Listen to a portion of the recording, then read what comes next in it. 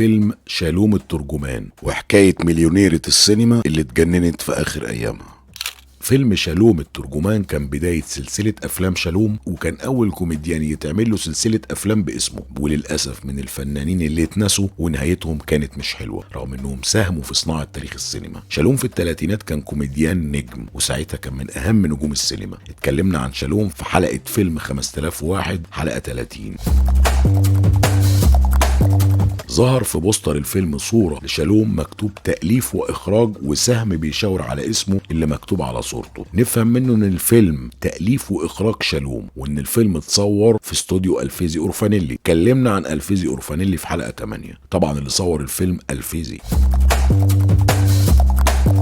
ويبدو ان الفيلم مشاركة في الانتاج ما بين شالوم وألفيزي أورفانيلي، لكن في بعض المراجع كاتبه ان الفيلم تأليف واخراج توجو مزراحي، لكن البوستر بيقول غير كده. لكن نقدر نقول حصل تعاون، لان الشالوم من اكتشاف توجو مزراحي اصلا، وكان في تعاون ما بين توجو والفيزي.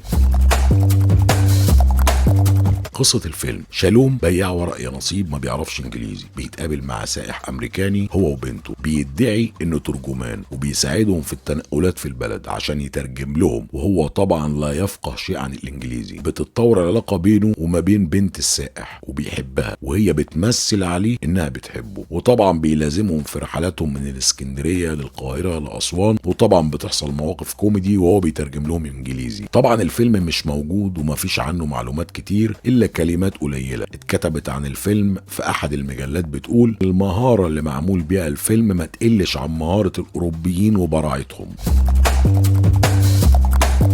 مليونيرة السينما المصرية اللي انتهت حياتها في مستشفى الأمراض العقلية. ظهر في الفيلم ممثلة اسمها بهيجة المهدي، ملامحها مصرية بتتمتع بكل مقومات الفن. بهيجة أصلها يهودي واسمها الحقيقي هنريت كوهين. اتولدت في اسكندرية سنة 1911 من أسرة يهودية من طائفة دينية ملتزمة. والدها كان من أغنى اليهود في مصر. قررت عيلتها تسيب اسكندرية وتيجي تعيش في القاهرة سنة 27، واستقروا في حي اليهود. والدها اشتغل في تجارة الذهب. عيلتها كانت من أهم العائلات اليهود في مصر.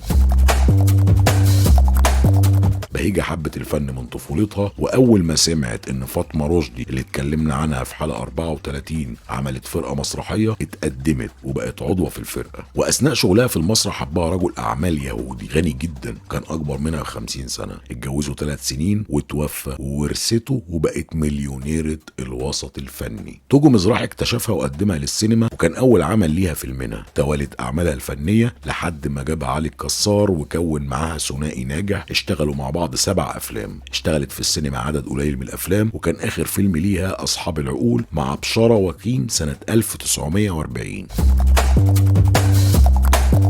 بعد حرب 48 سابت مصر وهاجرت، وبعض المعلومات بتقول انها هاجرت بسبب ديانتها اليهودية وخوفها من الاضطهاد والمضايقات اللي تعرض لها الاسر اليهودية بعد هزيمة 48. استقرت في امريكا، وكانت من اهم سيدات الاعمال اليهوديات، واتجوزت راجل يهودي خلفت منه، وبعدين راحت اسرائيل، وبعدين رجعت امريكا. في سنة 1974 فقدت عقلها واتجننت، وقتلت جوزها وبنتها وامها بالرصاص، واتقبض عليها وحطوها في مصحة نفسية وعقلية في كاليفورنيا، وحجزوها في عنبر المرضى الخطيرين لحد ما توفت سنة 1979، واتصادرت كل ممتلكاتها وحساباتها في البنوك. ايه الحكايات دي؟ تابعونا.